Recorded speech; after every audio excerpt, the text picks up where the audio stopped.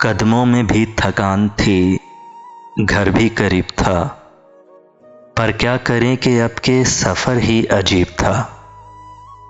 निकले अगर तो चांद दरीचे में रुख भी जाए, इस शहरे बेचराग में किसका नसीब था। आंधी ने उन रुतों को भी बेकार कर दिया, जिनका कभी हमासा परिंदा नसीब था। कुछ अपने आप से ही उसे कशमकश न थी, मुझ में भी कोई शख्स उसी का रकीब था।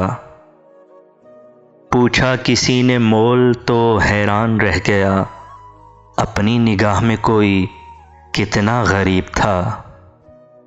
मक्तल से आने वाली हवा को भी कब मिला ऐसा कोई दरीचा के जो बेसलीब था। पर क्या करें कि अब के सफ़र ही अजीब था। कदमों में भी थकान थी, घर भी करीब था।